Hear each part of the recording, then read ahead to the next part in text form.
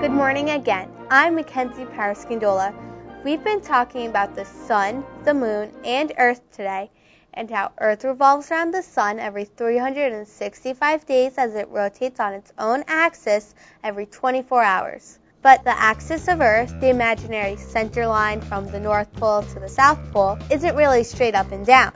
Earth is actually tilted 23.5 degrees on its axis. It's that tilt that creates longer and shorter days during the year. That tilt also creates the seasons.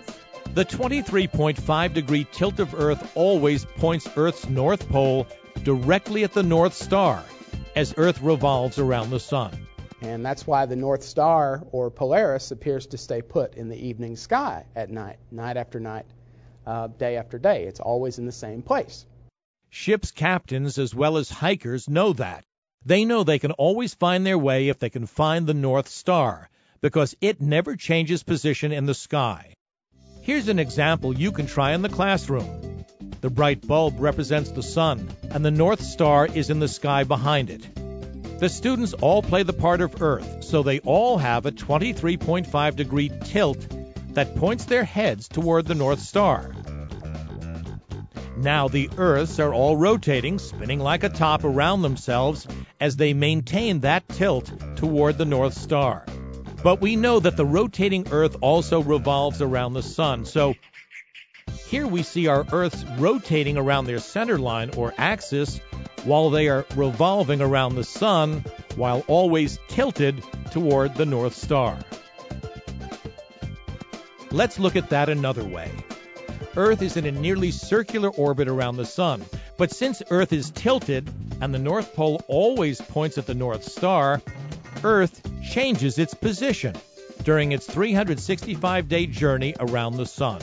As the Earth orbits the sun, there's times of the year where the tilt of the Earth has the North Pole pointed towards the sun, and there's times of the year where the North Pole is pointed away from the sun.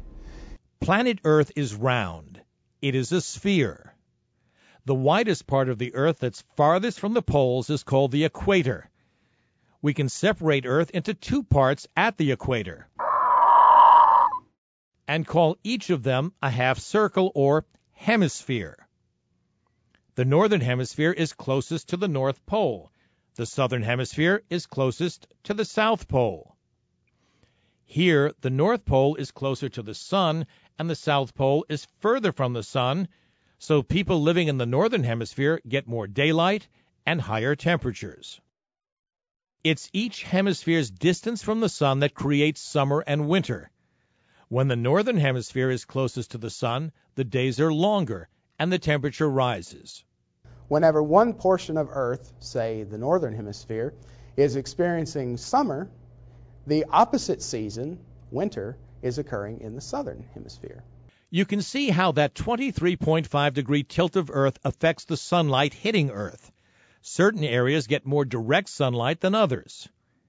That's because of the angle of incidence, or the angle that the sunlight hits Earth. It's summer on the area of Earth facing the sun most directly because it gets the most direct sunlight. The equator is always warmer than the poles since it always receives more direct sunlight. Because of the tilt of the Earth, you will have more direct sunlight in the summer.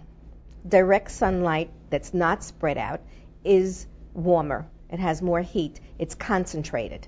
And when the sunlight is less concentrated because there is less direct sunlight, we have winter. How does the tilt of Earth affect the temperature?